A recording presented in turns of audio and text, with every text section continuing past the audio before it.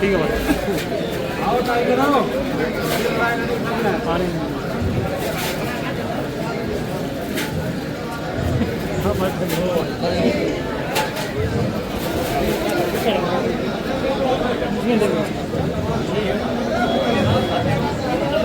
ठीक है जी, ठीक है, हो गया।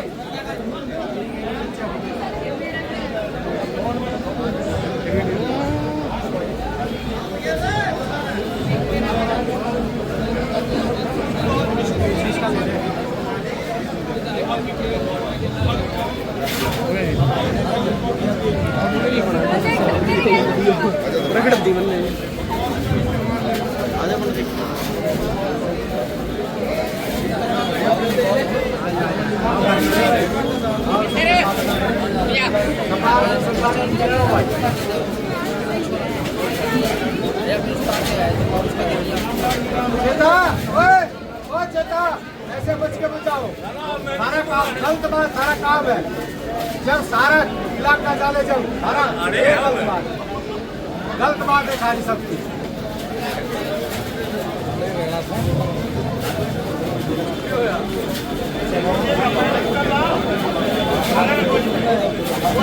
सारा काम है।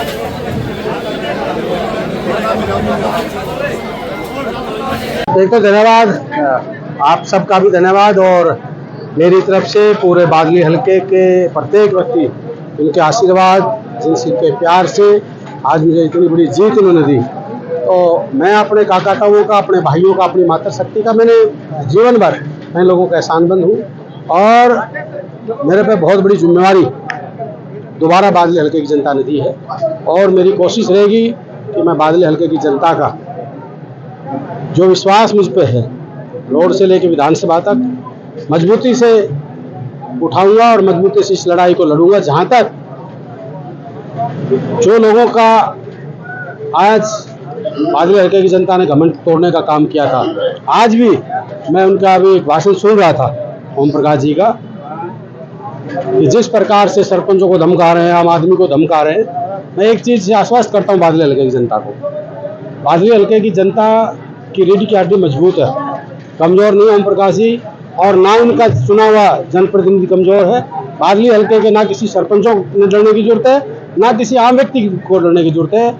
मजबूती से इनका बेटा, इनका भाई, मेरा खून का एक एक कतरा बादली हलके की जनता के लिए समर्पित है। जहां तक मैं मानता हूं आपकी सरकार बनी है, पहले भी आपकी सरकार रही है, आप घमंड के घोड़े पे अहंकार के सवार जो हो, ये लोगों को धमकाने की कोशिश ना करें। अभी हम इतने कमजोर भी नहीं हुए हैं कि आप हमारे लोगों को धमकाओ। बड़ी उम्मीद थी सरकार बनने की, कांग्रेस सरकार बनने की, और सत्ता हाथ में आते आते एक तरह से फिसल गई कांग्रेस के, इसको लेकर क्या कहेंगे आप? देखिए, मैं अपनी हार को स्वीकार करता हूं।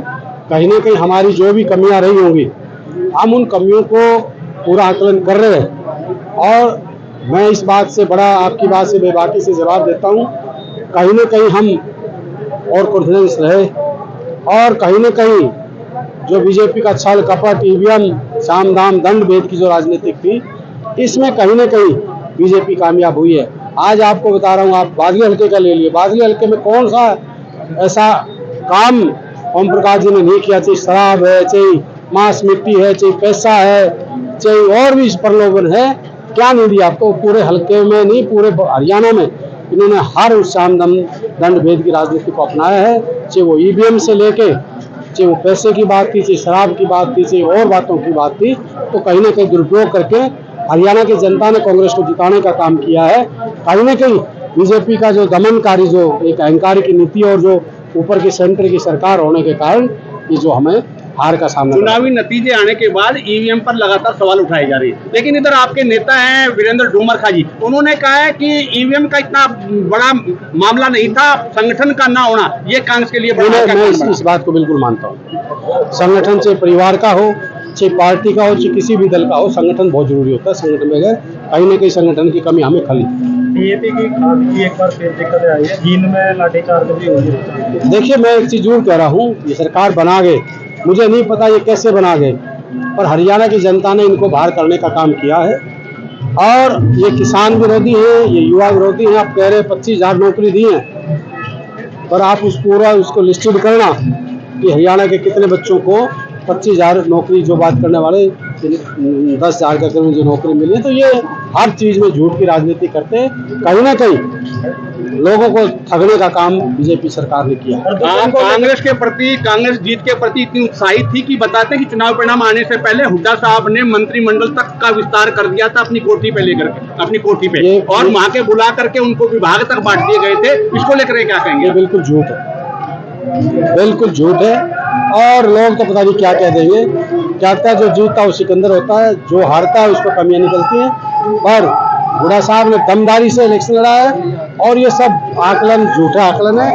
हुड्डा साहब ने कोई ऐसी बात नहीं हुई। हमने सब ने इस बात को गंभीरता से लिया था, और इलेक्शन का नतीजा आने से पहले कोई भी आदमी इस प्रकार की बातें नहीं। सीएलपी लीडर को लेकर के इतनी, जबकि हुड्डा साहब के करीब 32 विधायकों ने, 30 विधायकों ने मोहर लगा दी थी हुड्डा साहब के नाम पे, तो उसके बावजूद भी आज हफ्ता भर हो गया उन बातों को, और हाईकमान देरी करी तो इसको किस रूप में देखते हैं आप? देखिए, कहीं ना कहीं जो इलेक्शन हमारे चल रहे हैं महाराष्ट्र और झारखंड, उसको लेकर व्यवस्था के कारण ये नहीं हुआ।